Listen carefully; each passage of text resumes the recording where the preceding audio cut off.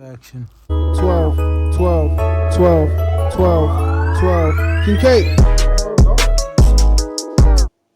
Yo, what's good, Kings and Queens? It's your boy Don, and I'm back for another reaction video today. If you're new to the channel, if you're new to the channel, go down below, hit that subscribe button, that notification bell, and hit all so you know every time I post, you heard. If you're not new to the channel, you already know what to do. Go down below, hit that like button. Let me know down in the comments what I should react to. Y'all know I got y'all, you heard. Yo, if you have not subscribed, please go down there and do me a favor and hit that subscribe button. I truly appreciate it, you heard. It's free to support. Thank you. I appreciate it again. As y'all see by the title and thumbnail, today we're going to be reacting to Gunned Down, Wrapped Up, the Chronicles of a Baltimore Telegram Hustler. This is the family TV. I see these vids every once in a while, and it's more like a storyline. It's not a body cam video or nothing, so I frequent these. I'm going to get right into the video. I'm confused at this point. So let's get into it. They're really good at telling stories. Y'all go ahead and subscribe. The full video of this video that I'm watching right now, you heard that we watching, going to be in the description. Let's get right into it. I'm chatting too much. Family feuds. Got rags like Venus. Little bitch, she the mean. Know they mad when they see me. Top bag on speeding. Top trim with the bands on the cut up. My bitch at the club, she gon' cut up. Diamonds hit the chain flooded. Fuck the light, we gon' run it. As Lester Freeman said in The Wire, all the pieces matter, folks. All the pieces matter, according to the officials. Who's saying this? Cohen was responsible for Zoo's operation and was responsible for obtaining bulk amounts of drug trafficking proceeds and shipping them via FedEx to Zoo suppliers, authority alleged. Investigators allege they seized numerous packages totaling over $650,000 shipped by Hoon during the course of the investigation. No matter what game you playing in this life is rules. And we all know, going out of town selling work is probably a bad idea. You're going to have to take it further than anybody out there or pay the wolves. And we all know, they only good as long as you feed them. Today we're going to be more. And we know, fam, be more known for stepping on their plugs. I just call it how I see it, especially if you're not from there. This is another prime example of the people in Baltimore getting their way or the highway. But anybody who out there selling work and making money in their backyard, you either go get backdoored or them people's gonna come get you. And at this point, I don't see how nobody cannot see the play. You swimming with sharks and hoping you don't drown. Fam, today we talk about a man who been setting up shop in Baltimore for some time now, using Telegram, which now is a bad idea, but making money, hundreds of millions in the air, all through marijuana. A guy who referenced himself as Mr. Buckets, a man who was shot at twice in 2 weeks. The second time he felt the metal, and unfortunately, that caused him and his whole operation be brought down for not cooperating after him getting shot. But what if I told you, your boys try and rob you, they end up shooting you, and the police out to get you? Where you gonna go? Unless you turn on everybody, and after getting arrested, come home less than a week for serious charges, and drop a music video to pursue a rapping career. Nowhere near Baltimore. But that's what we have here today. People in Baltimore trying to run off on the plug, trying to smash him if he don't give it up. He end up getting shot, but this time the victim survived. And now, a $100 million empire has been exposed. And I don't care how much money somebody make. Once that metal touches his body, they're gonna think different. And if you think somebody who not from that place gonna be loyal to a place that robbed him and shot him, you're sadly mistaken. Most of these folks pay for it. Once that metal touches his body, they're gonna think different. And if you think somebody who not from that place gonna be loyal to a place that robbed him and shot him, you sadly mistaken. Most of these folks pay for protection. But as we just mentioned, one thing about that, you gotta keep paying the wolves or they gonna bite you. In this video, fam, we go over this plug story, talk about him, his operation, and go over his indictment. And not to mention, expose an informant. So before we go over this one, I want you guys to remember, I won't give you no angle. I just give you the story. So with that being said, make sure you like, comment, and subscribe. We're gonna jump right to it. Fam, as mentioned, today we're going to Baltimore, Maryland. We're going to check out a known figure who go by the name of One Buckets on Instagram. Real name, Michael Miklos Jr., a leader of a multi-million-dollar drug operation from the East Coast all the way to China. And all this started after an investigation into 2 separate non-fatal shootings of this man in Baltimore revealed the sprawling network of individuals laundering millions of dollars generated from illegal distribution of massive quantities of marijuana, according to court documents. Money launderers and drug traffickers operating in Maryland sent large quantities of cash to New York, New Jersey, Washington, and other states to obtain shipments of marijuana and hid the source of their proceeds. Individuals from New York had collected millions of dollars from people in Baltimore, Maryland, and other states, and then transported those proceeds to money launderers and drug traffickers in Washington state and other locations in exchange for large amounts at Mary Jane. Some of the money were in airline luggage of passengers who served as mules, and proceeds were shipped via FedEx, according to the indictment, which we'll later discuss. In phone communications, between co-conspirators, drug trafficking proceeds sometimes were referred in coded language, including paper for cash and stuff for Mary Jane. It was 10 alleged co-conspirators in the scheme, one name being blanked out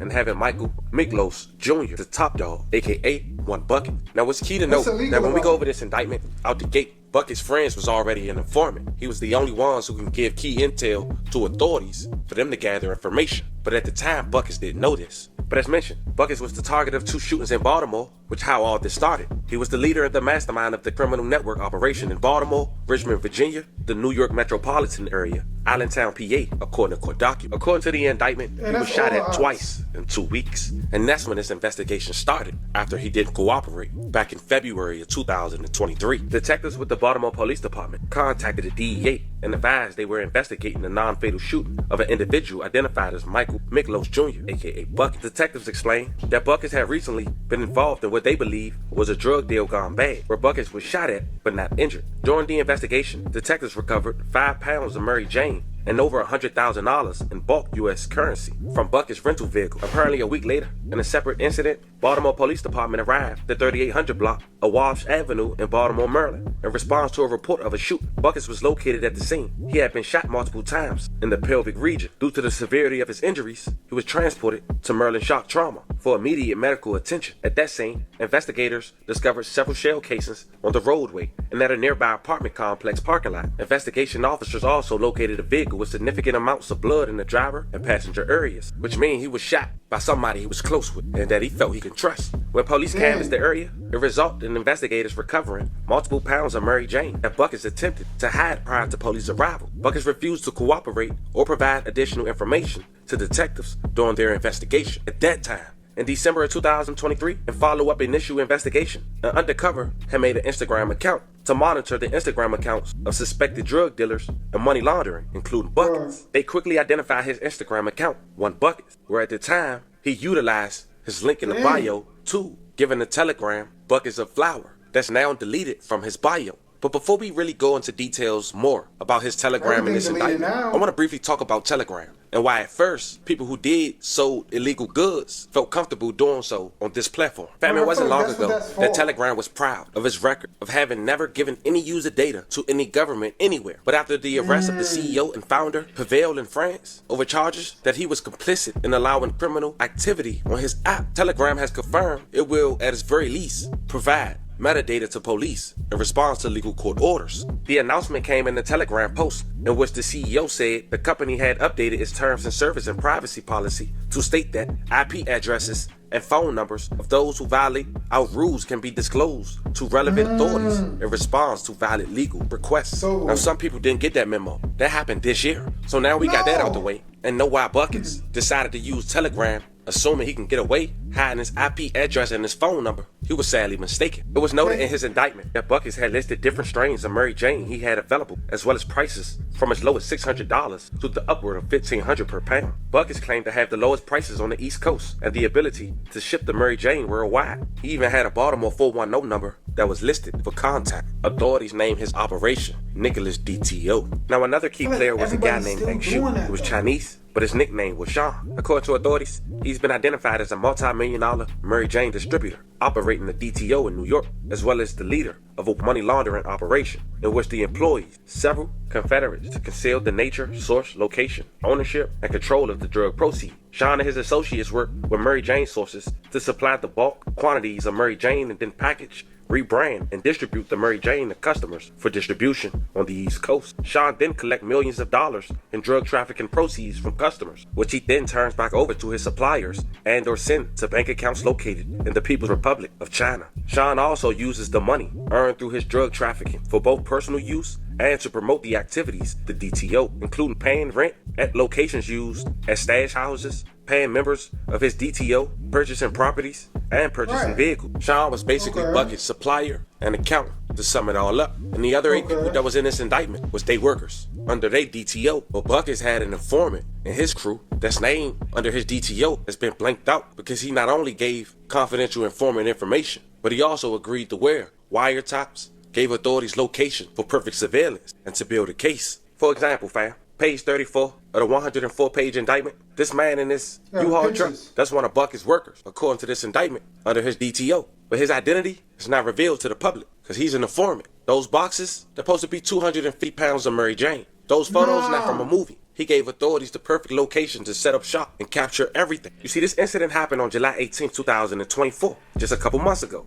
Investigators learned another large shipment of suspected Mary Jane shipped from Seattle for the Buckets DTO. Buckets informant supposed to pick it up. His name blanked out as we know, but the details is that he picked it up from some Asian associates from Sean DTO. Now fam, another key detail that was in this indictment was on page 74. Meet Isaac Hunt. Isaac was a part of Sean DTO in New York. He once had 3 shipments to FedEx that was intercepted, 15 pounds a piece in each shipment that contained over $650,000. And it wouldn't hit him to the 3rd shipment that the feds had got him. You see, on June 28, 2024, investigators were conducting physical surveillance on the West 10th Street premises. That's where Isaac was located. Apparently, that's where he stayed. Investigators observed Isaac exit the black book bag and enter a vehicle as a passenger. Investigators followed Isaac as he arrived at a FedEx store located on the 500 block of 86th Street, Brooklyn, New York. Isaac had entered the store and proceeded to ship 2 packages as it contained the red circle depicted in the image below. While in the store, agents overheard Isaac inquiring as to why his previous packages had not been shipped out of New York yet. Investigators learned from an administrative subpoena the package's address was for a man that was under Sean DTO and was also in the indictment. Kai Wayne Kai at an address for a FedEx store on the 9000 block of Southeast Sunnyside Road in Oregon. Sean provided the West 10th Street as his return address. Sean later found out about Isaac interceptions and was pissed. The 6 above described packages shipped on June 27th, June 28th, and July 1st, 2024, but subsequently held by law enforcement, pitting a search and seizure warrant on the belief the packages were likely to contain drug trafficking proceeds. On July 1st, 2024, at around 10:11 p.m., agents intercepted a call between Isaac and Sean, and during that call, Sean said, "Mother effer, the Seattle paper route I sent money with got busted today." When asked how much was it, Sean responded, 70 unit. Now Sean often used the term chicken and unit to refer to $10,000 in drug trafficking proceeds. Based on the above described events, they believe Sean was telling his guy Ty, who was also indicted under his DTO, that the packages shipped by Isaac had been seized by law enforcement, further understanding that the shipments contained approximately around $700,000 in drug trafficking proceeds, 70 units. The warrant had seized over $650,000 in U.S. currency. This was the actual picture depicted below. Now, the last key detail in this indictment happened on August 1st, 2024, just weeks prior to me even making this video. At around 8:53 a.m., investigators intercepted a call between Bucket and his informant under his DTO. And during that call, Buckets told his informant / worker, quote, he said, he called his people and putting everything together now. Buckets later said, yeah, but I'll call him periodically. Like I'll call him in like 40 minutes. I already called him 10 minutes ago. So I'll call him like 40 minutes, 45 minutes, and just ask for an update. He'll tell me, end quote. Buckets also told Matt, and I'm thinking this the informant. They slipped up and didn't cross him out. He's the only person who's not identified in this indictment and also not mentioned in the 10 people, all but one indicted and shown on the indictment. It's only 250 showed that his worker had driven from Baltimore to New York the night prior. Based on the information that was said during the phone call, investigators believe Buckets was organizing a meeting between him and Sean and 8 workers to pick up 250 pounds of Mary Jane on behalf of Buckets DTO. Now before we go over the details of that meeting, 2 months prior, on June 11, 2024, a judge of the District of Maryland authorized installation of GPS tracking device on the informant. And on June 26, 2024, the judge also authorized collection of location data in the informant phone. August 1st, 2024, at around 9:45 a.m., agents established surveillance on the informant, who was parked in the vicinity of a Cube Smart Shelf storage located on the 200 block of Wild Avenue, Staten Island, New York. Mac was driving the target vehicle, who was also in the indictment. Agents maintained surveillance of the informant as he drove to a local food establishment. At around 11:25 a.m., agents established surveillance in the vicinity of Canton premises and observed 2 parked cars in the location zone. A part of Sean's DTO was in a black 2023 Chevrolet Suburban with New York tags and was parked in the driveway. Liu, who was a part of Buckets DTO, was driving a gray 2023 BMW with New York registration and was parked directly in front of the residence. At 11:45 a.m., Buckets worker / the informant had called Sean. During that call, the informant had asked Sean, "Hey, what's going on? Is everything good?" Sean responded, "Yeah, where are you right now?" Sean said, "I'm at the diner. I don't know exactly where, but I'm not too far, about 10 minutes away from the hotel." Sean replied,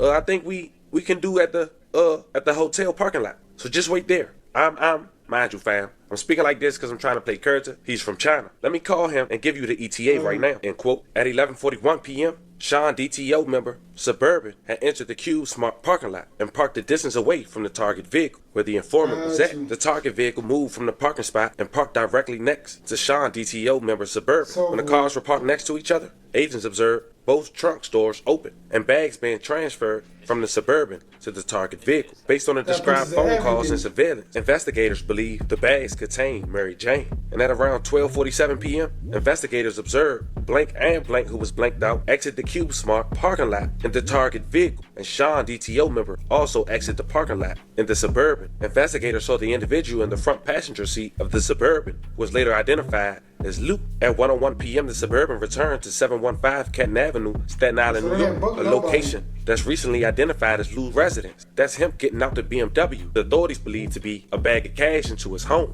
Shortly after, everyone was arrested. Raids took place, and this indictment came down on September 24th, 2024. They even had local news pull up after the scene and went live. Check it out. Isolated little Staten Island story. This Staten Island is part of a big puzzle.